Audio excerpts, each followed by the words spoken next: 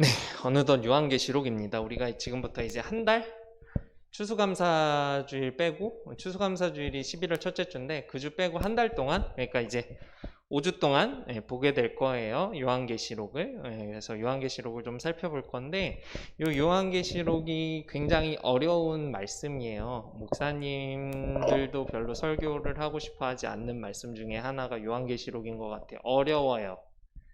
두 개가 있는데 목사님도 이제 설교하면서 느끼는 건데, 구약의 아가서랑 신약의 요한계시록이 설교하기가 제일 까다로운 본문들인 것 같아요. 아마 아가서 설교하는 거 거의 못 들어봤을 것 같아요, 우리 친구들. 목사님도 들어본 거 손에 꼽는데 아가서랑 계시록은 설교하기가 좀 꺼려요. 왜냐면 좀 어려워요.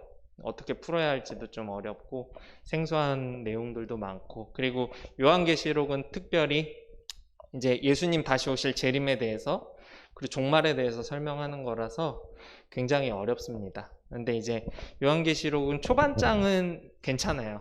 한 7교회에 대한 이야기가 나오는 장들은 괜찮은데, 이제 뒷장으로 갈수록 어려운데, 우리는 아마 앞에 있는 장들의 이제 7교회에 대한 이야기들을 같이 좀 다룰 것 같습니다. 그리고 마지막에 이제 예수님의 재림에 대해서까지 좀 다뤄보려고 하는데, 이 내용을 살펴보려면 우리가 매주 보던 동영상 있잖아요.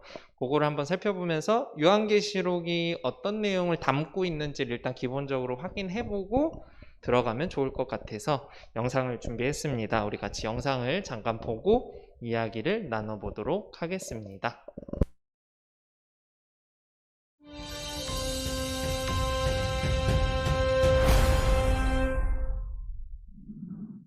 안녕하세요. 이번에는 요한계시록에 대해서 살펴보겠습니다.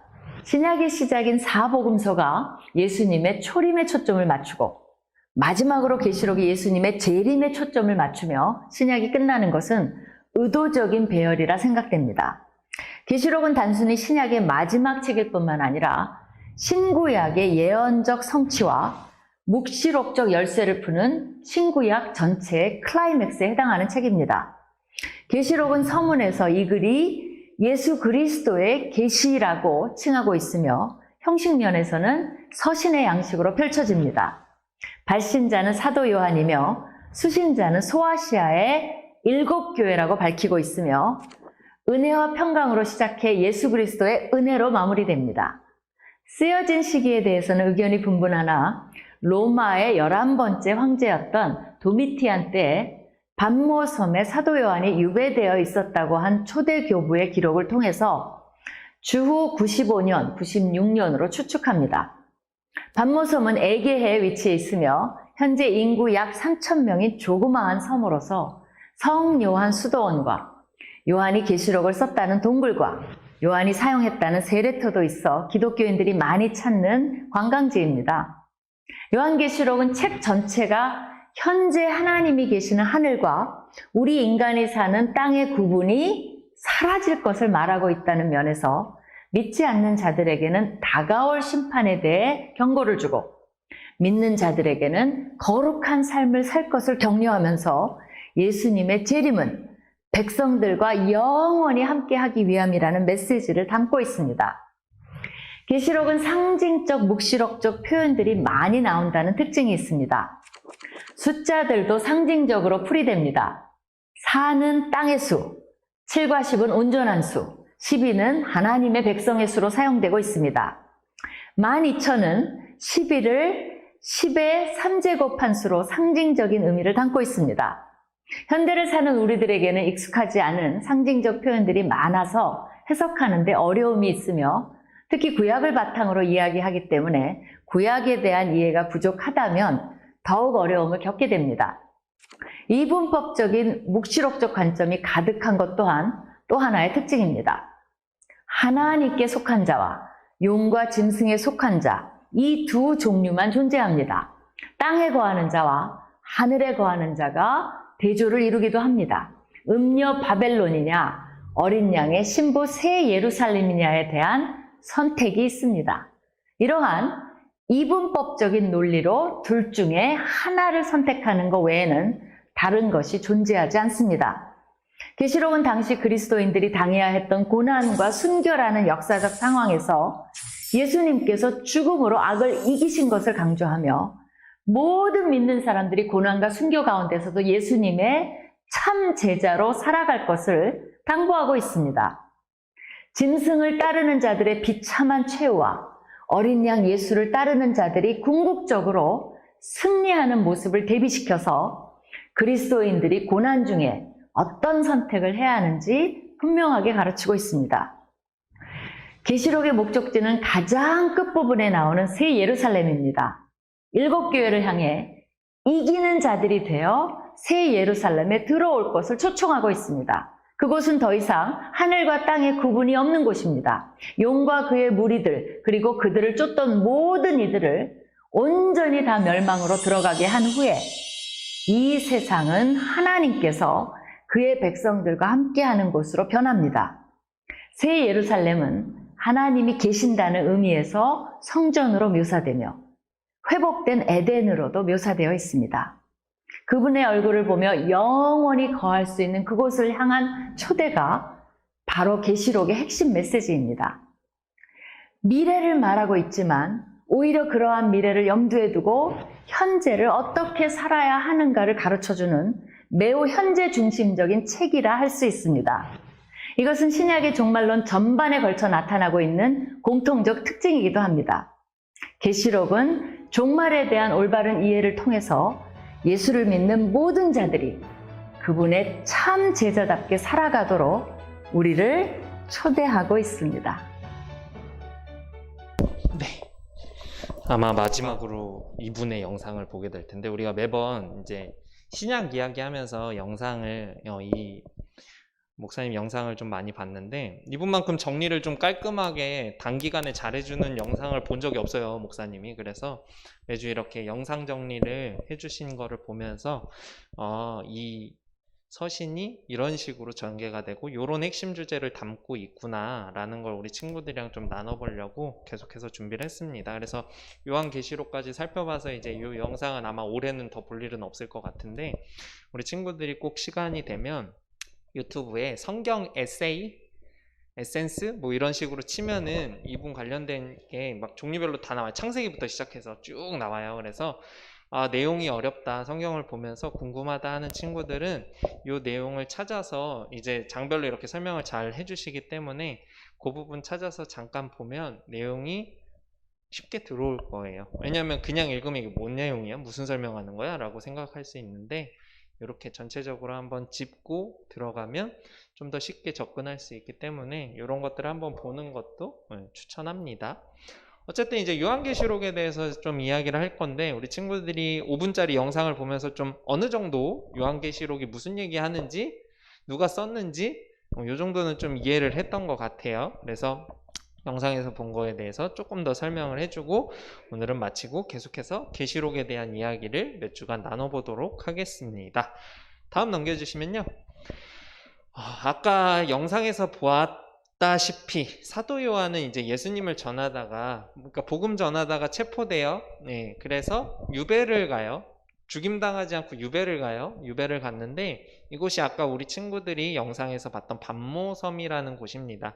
지금은 사람들이 살고 있는 유인도인데 당시에는 사람들이 살지 않는 무인도였어요. 그래서 유배를 갔겠죠. 그래서 그곳에 유배되어서 이 계시록을 작성하는데요. 무엇보다 중요한 건 이 계시록이라는 게 요한이 자기가 쓰고 싶은 마음을 막 쓴 게 아니라, 아까 이야기했던 것처럼 요한계시록 1장 1절 말씀에 보면은 목사님이 이렇게 한번 읽어보죠 볼게요. 예수 그리스도의 계시라. 이는 하나님이 그에게 주사 반드시 속히 일어날 일들을 보이시려고 요한에게 보내어 알게 하신 것이라 라고 되어 있어요. 이 말은 즉슨 요한이 그냥 소설 쓰듯이 막 쓴 게 아니라 예수 그리스도의 계시를 하나님이 알게 해 주셔서 천사들을 통해 보내어 말씀하신 그 기록을 적었다는 거예요. 그러니까 그냥 자기가 쓰고 싶은 걸 막 적었다는 게 아니라 하나님께서 말씀해 주신 예수 그리스도의 계시를 본인이 적었다라고 이야기를 하면서 이 스토리가 시작돼요. 근데 생각해보면 아까 학자들이 추정컨대 90년대쯤에 적었다고 했잖아요. 예수님께서 승천하신 게 기원은 30년 정도로 추정하는데 그러면 60년이라는 세월이 흘렀어요. 우리가 이제 지난주에도 이제 살펴봤지만 계속해서 시간이 흐르고 있어요. 시간이 흐르는데 예수님의 재림은 빨리 오지 않는 상태예요. 60년이 흘렀죠. 사람들이 점점 어떨까요? 지치겠죠. 예수님을 봤던 사람들이 이제 어떻게 되었을까요? 거의 다 죽었어요. 60년이 흘렀잖아.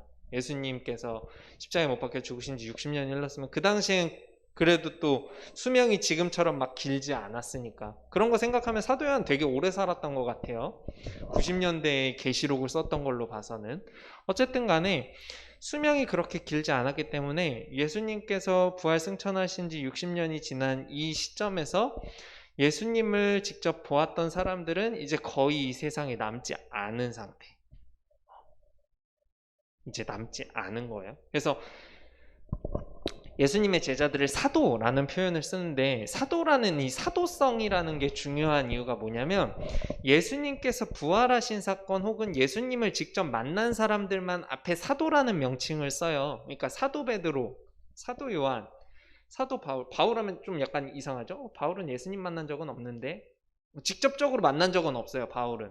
그러니까 바울은 왜 자꾸 자기가 편지 쓸 때 나는 사도 바울이다, 사도 바울이다, 사도를 자꾸 이야기를 하냐면 만나지 않았는데 허위 사실을 막 이야기하는 거 아니냐라고 이야기할 수 있기 때문에 나는 사도다라는 거를 계속 표현하려고 바울은 계속 자기 앞에다가 사도라는 말을 계속 쓰거든요.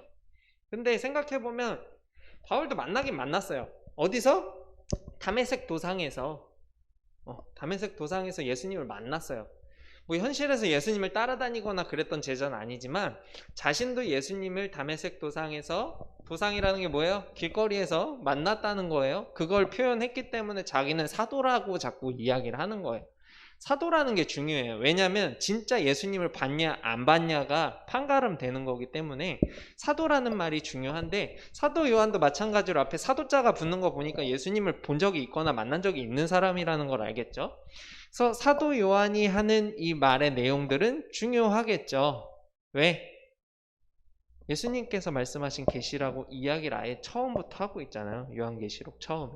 그래서 보면은 앞에 나오는 것처럼 2절 말씀 안 읽었었는데 요한은 하나님의 말씀과 예수 그리스도의 증거가 곧 자기가 본 것을 다 증언하였다라고 해요. 그래서 이따가 볼 거지만 오늘 말씀의 제목이 요한이 환상을 보았다는 건데 요한이 환상을 봐요. 환상을.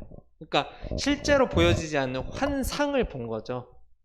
이 세상에 존재하지 않는 특별한 모습을 본 거죠. 환상이라는 걸 봐요. 그래서 그것에 대한 이야기를 쓴 게 요한계시록이다. 그냥 쓰려면 쉽지 않았겠죠. 그냥 환상을 그냥 이렇게 소설처럼 쓰는 게 아니라 말씀하신 그것, 자신이 본 그것을 삭제하거나 뭐 더 추가적으로 쓴 것이 아니라 본 그대로 썼다라는 것을 이야기합니다. 다음 넘겨주시면요. 아까 그림에서도 봤는데 목사님도 사진을 한번 찾아봤어요. 이제 반모섬이라는 데가 여기예요. 여기 섬이 하나 있는데 반모섬이라는 곳이 있고요. 보면 지중해예요. 지중해에 섬이 되게 많이 있어요. 그 중에 하나인 반모섬에 이제 유배가 됐고요. 이 반모섬에서 이제 7교회를 향해서 편지를 썼다는 거죠. 7교회 보면은 오늘날의 터키 지역인데 다 붙어 있어요. 다 근처에 있어요. 멀지 않은 것 같죠? 이 7교회를 위해서 이제 너네가 예수님의 재림을 잘 준비해야 된다. 너네 그렇게 살면 안 돼. 현실의 삶에서 제발 예수님을 바라보는 삶을 살고 땅의 사람이 아니라 하늘의 사람처럼 살아라. 이러한 이야기 메시지를 담고 있는 것이 바로 요한계시록이다 라는 거를 우리가 알았으면 좋겠습니다. 다음 넘겨주시면요. 계시록이란이라고 되어 있죠. 그래서 계시라는 게 그럼 뭐냐라는 것을 일단 이야기를 해보려고 하는데 하나님께서 인간을 위해서 하나님 자신과 그분에 대한 것들을 신중하게 밝혀주시는 게 계시예요. 계시.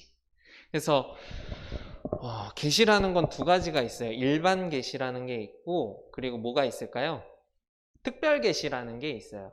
일반 계시라는 건 이제 우리가 삶 속에서 드러나는 계시예요. 뭘까? 천지가 창조되고 이 땅에 살아가는 만물들로서 보이는 게 일반적인 우리가 생각하는 계시예요. 일반 계시. 우리가 일반적으로 알 수 있는 거. 사람이 태어났네? 사람들이 있네? 동물들이 있네. 이 땅의 모든 것들은 어디서부터 왔을까? 그 궁금증을 따라 올라가다 보면 창조가 되었겠지. 지금 사람이 점점 많아지고 있잖아요. 그러면 언젠가는 그 사람들이 적었었을 순간이 있잖아요. 적었는데 이제 점점 많아지는 거니까. 좀 피라미드처럼. 그랬던 것처럼 그냥 우리의 생각을 따라 올라가는 일반 계시가 있는 반면에 또 특별 계시라는 게 있어요. 특별 계시는 뭘까요? 성경. 성경 말씀을 통해서. 말씀을 보지 않으면은 이 특별 계시는 우리는 잘 몰라요. 근데 이 말씀을 통해서 우리가 이런 것들이 이렇게 있었구나 라는 걸 텍스트를 통해서, 글을 통해서 알 수 있게 된 거, 이게 특별한 계시죠. 이게 말씀이고, 일반적인 우리가 알 수 있는 계시는 창조예요. 창조와 말씀, 이게 다 계시라는 거예요. 그래서 1장 3절에 보면 이 예언의 말씀을 읽는 자, 성경 말씀 읽는 거 얘기하는 것 같죠? 읽는 자와 듣는 자, 우리 친구들 지금 말씀을 듣죠? 읽고 듣고 이러한 자들 가운데 기록한 것을 지키는 자는 복이 있나이다 라고 되어 있어요. 이 기록한 것, 성경 말씀이 기록되어 있는 것을 지키고 믿는 사람에게는 복이 있다. 그 이야기를 계속해서 하고 있는 거죠. 그러면서 마지막에 뭐래요? 때가 가까움이라. 계속해서 재림의 때를 이야기를 해요. 우쌤이 지난주에도 얘기했지만 그 재림의 때가 벌써 2000년이 흘렀어요. 시간 많이 갔죠. 2000년이라는 세월이 흘렀고, 그 당시에 사람은 지금 한 명도 남아있지 않고, 그 당시에 뭐 사진이 있었던 것도 아니고, 어떠한 역사적인 증거들은 그냥 텍스트로만 남아있죠. 글로서만. 뭐 사진을 찍어놔서 저장해 놓은 게 아니잖아요. 그래서 우리는 소위 요즘 말로 카더라, 그렇다더라, 라떼는 뭐 이런 이야기를 하지만 우리는 그 당시 일은 잘 알 수는 없어요. 그냥 우리가 추정해 보는 거는 당시에 써놨던 역사적인 사실들을 기록한 역사서들을 통해서 그런 것들을 통해서 우리가 추정해 볼 뿐이죠. 다음 넘겨주시면요.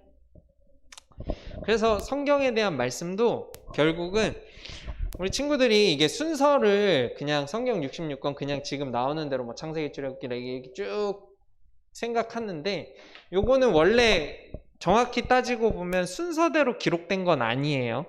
순서대로 기록된 건 아니고, 나중에 이제 로마라는 나라가 기독교를 이제 자신들의 종교로 인정한 후에 이제 기독교 학자들이 또 교회에 이제 사람들이 모여서 같이 회의를 하면서 요거는 성경에 넣고 뭐 저런 거는 성경에서 빼고 넣고 빼고 하면서 순서를 의도적으로 이렇게 맞춘 거예요.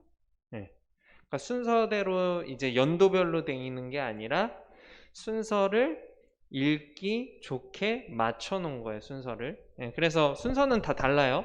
그래서 그냥 뭐 간단히 얘기하면 욥기 같은 것들, 욥기서 이런 것들은 학자들이 추정하기로는 모세 시대랑 뭐 별 차이 없을 수도 있다, 뭐 이런 얘기들도 해요. 정확히 알려진 건 없지만, 그래서 욥기가 그렇게 뒤에 일어난 사건은 아닐 것이다. 왜요? 막 베헤못 막 얘기 나오고 막 리워야단 막 용 얘기 나오고 막 이러죠. 그래서 일반적으로 우리가 생각하는 순서당 상으로 가면 좀 이해가 안 되는 말씀들이 좀 있는데, 그래서 그 순서는 나중에 성경책을 한 번에 66권으로 편찬할 때 순서를 읽는데 좀 도움이 되라고 그렇게 편찬한 거다라는 걸 생각하면 되는데, 어쨌든 간에 그 말씀이 지금까지 우리들이 읽을 수 있는 말씀으로 우리 앞에 있다라는 거고요. 예수님께서는 요한에게 환상으로 나타나시죠. 그리고 요한은 자신이 본 거를 상세히 기록을 하는 거예요. 열심히 기록을 해요. 그래서 자신이 기록한 그 내용이 오늘 우리가 같이 읽었던 말씀의 내용입니다. 그래서 보면은 인자 같은 이가 라고 되어 있어요. 인자거든요. 그냥 풀면 뭔 말이에요? 인자.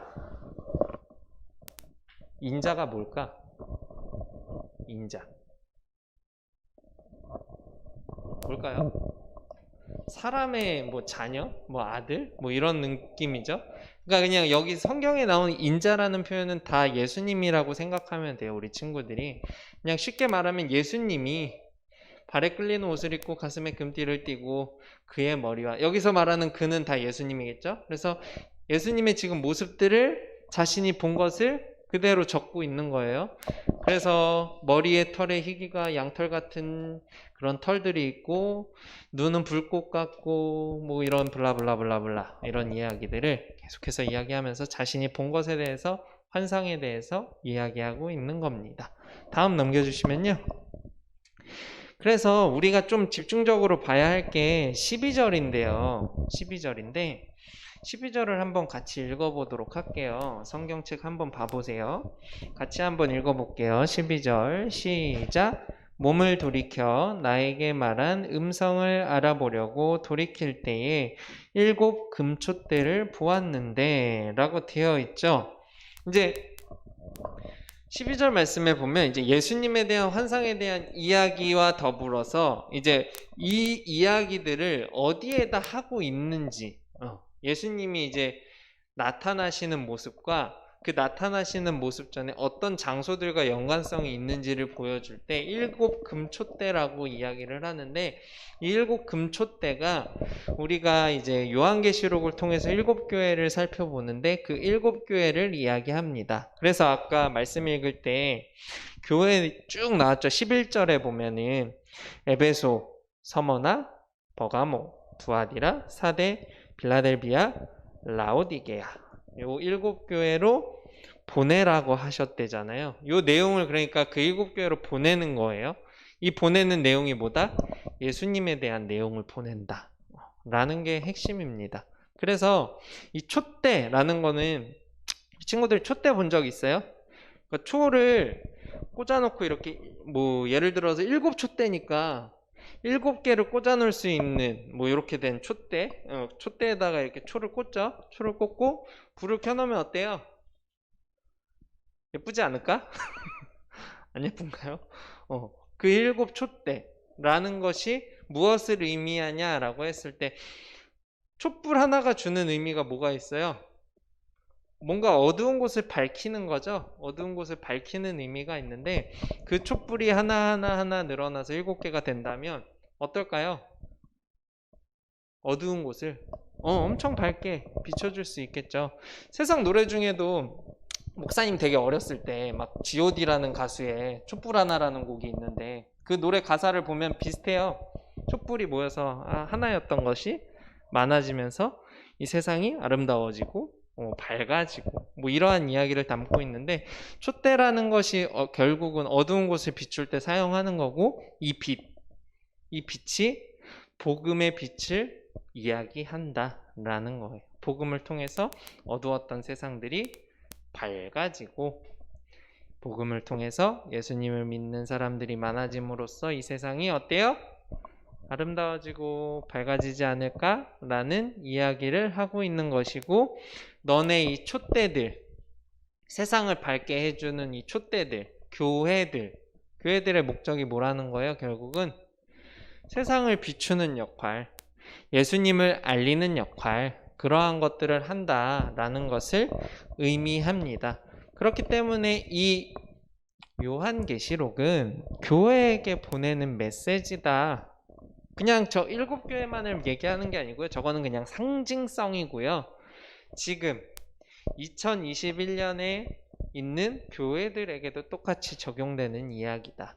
뭐가? 예수님 재림하신다는 거예요. 너네 그거 잊지 말고 좀 기다려. 세상은 둘 중 하나야. 예수님 믿는 사람, 안 믿는 사람. 아까 계속 이분법적 이야기 나왔죠? 뭐 아니면 도야. 믿는 거 아니면 안 믿는 거야. 땅에 속한 사람 아니면 하늘에 속한 사람이야. 너넨 둘 중 하나야. 너는 어디에 있는 사람이니? 계속 이야기를 하는 거예요. 이 가운데다가 이렇게 선을 놓고 O야 X야, 둘 중 하나만 선택해. 이거예요. 나는 둘 다 맞는 것 같은데 중간에 있으면 안 될까? 안 돼. 믿을 거면 믿고 아닐 거면 아니고, 이 이야기를 계속해서 하는 거예요. 사도 요한은 뭐든지 확실하게 해라 라는 거죠. 다음 볼까요? 이제 결론인데, 예수님은 요한에게 자신이 처음이자 마지막이며 살아있는 자라고 말씀을 하셨어요. 이 말이 뭘까요? 아까 보면은 우리 읽었던 말씀 중에 17절에 보면은 마지막에 보면 예수님께서 이제 요한에게 이렇게 말씀하시죠. 마지막에 두려워하지 말라. 나는 처음이요 마지막이니 알파와 오메가다 라는 이야기인데 이 이야기는 결국 그거예요. 나는 창조주이며 재림할 심판자다. 라는 거예요. 처음과 마지막이다. 이 땅을 창조하셨고 이 땅을 사랑하셔서 이 땅에 오셨고 이 땅에서 삶을 사셨고 죽으시고 부활하시고 하늘로 승천하셨고 다시 오실 분이다 라는 거를 이야기하고 있다. 그것이 처음이자 마지막이다 라는 그 말의 의미입니다. 그래서 요한계시록을 읽다 보면 이게 도대체 무슨 말일까 싶은 내용들이 많아요. 그래서 읽는 게 쉽지 않은데 결국은 이 요한계시록에서 말하고 싶은 핵심에 대해서 오늘 설교에서 담고 싶었던 건데 오늘 이 내용에서의 핵심은 부활하신 예수님은 하늘에서 영광과 존귀 중에 계시기 때문에 우리는 영원히 주님과 함께할 미래를 소망할 수 있다라는 거예요. 다른 게 아니라 우리는 부활하신 예수님과 함께 할 수 있다. 예수님 죽고 땡 했으면은 함께 할 수 없죠. 죽었는데 끝났어. 그러면 어떻게 함께 해요? 죽으시고 끝났는데. 근데 그게 아니라 죽으시고 다시 부활하셨기 때문에 우리와 함께 하실 수 있고 그날이 아직은 다가오지 않았지만 언제일지는 우리는 모르지만 그날을 바라보며 우리는 이 땅에서 어떻게 살아야 된다? 빛의 역할을 하면서 살아야 된다. 그 빛이 뭐다? 예수님 믿는 믿음으로 세상 사람들과는 다르게 난 너와 달라. 뭐가 다른데? 보여줘야죠. 삶 속에서. 무엇을 보여줘야 될까요? 뭔가 다른 모습을 보여줘야겠죠? 그 뭔가 다른 모습은 어디서 나타날까요? 우리 친구들의 행동, 우리 친구들이 하는 말, 우리 친구들의 지금 보이진 않지만 그 머릿속에 그 무궁무진하게 많은 생각들. 머릿속에 무슨 생각하고 있어? 지금 뭐 생각나는 거 있니? 막 뭉게구름들이 펴있니? 그냥 끝나고 뭐하지? 이런 생각하고 있진 않니 혹시? 그런 생각들, 그런 것들이 예수님께서 기뻐하시는 생각, 행동, 말들이 되어야 되지 않을까요? 라는 질문을 우리 친구들한테 목사님이 던져보고 싶네요. 그래서 우리는 결국은 이 땅에서 해야 할 것이 다른 것이 아니라 예배드리고 찬양하며 하나님을 경배하며 예수님을 믿는 삶의 모습으로서 세상 사람들에게 본이 되기 위해서, 여기서 말하는 본은 세상 사람들과 다른 막 시기 질투하고 때리고 욕하고 싸우고 이런 것들이 아니라 사랑으로 품어줄 줄 알고 나눌 줄 알고 도울 줄 아는 그러한 삶의 모습들을 가지고 살아가는 것이 아닐까 싶습니다. 우리 친구들이 생각하는 예수님을 따라가는 발자취의 모습들이 있을 거예요. 나는 그런 모습들을 가지고 살아가고 있는지 이번 한 주간 생각해 보시면서 내가 무엇을 하면서 살아가는 게 하나님께 더욱 가까이 나아가는 일일까? 라는 사실을 고민해보는 이번 한 주간이 되었으면 좋겠고 계속해서 요한계시록에 대해서 한 달 동안 살펴볼 텐데 이 내용에 대해서도 배우는 것들을 잘 이해하면서 생각하면서 넘어갈 수 있는 시간이 되었으면 좋겠습니다. 기도할게요. 사랑의 하나님 감사합니다. 오늘은 요한계시록의 말씀을 통하여 우리가 어떻게 살아가야 할지를 한 번 더 생각해 보게 됩니다. 우리가 살아가는 모든 순간이 하나님의 은혜임을 잊지 않게 하시고 우리가 살아가면서 해야 하는 모든 행동, 생각, 말하는 것들 하나하나가 예수님께서 기뻐하시는 것들이 될 수 있도록 도와주세요. 세상에 살다 보면 쉽지 않을 때가 많습니다. 나를 힘들게 하는 일들도 많고 내가 어려운 일들도 많고 혼자서 하지 못할 일들도 많은데 그러한 것들 내 힘으로 하려고 머리 굴리지 않고 하나님께서 도와달라고 간절히 기도할 수 있는 우리 결동교회 초등부 친구들과 선생님들과 목사님이 될 수 있도록 도와주세요. 그래야 언제 어디서나 내가 나된 것이 내가 잘나서가 아니라 내가 나된 것이 하나님의 은혜임을 고백할 수 있는 우리 모든 길동의 친구들이 될 수 있도록 도와주세요. 감사드리며 또한 이 시간 헌금 드린 친구들을 기쁘게 받아주실 주님을 찬양하며 예수님의 이름으로 기도합니다. 아멘.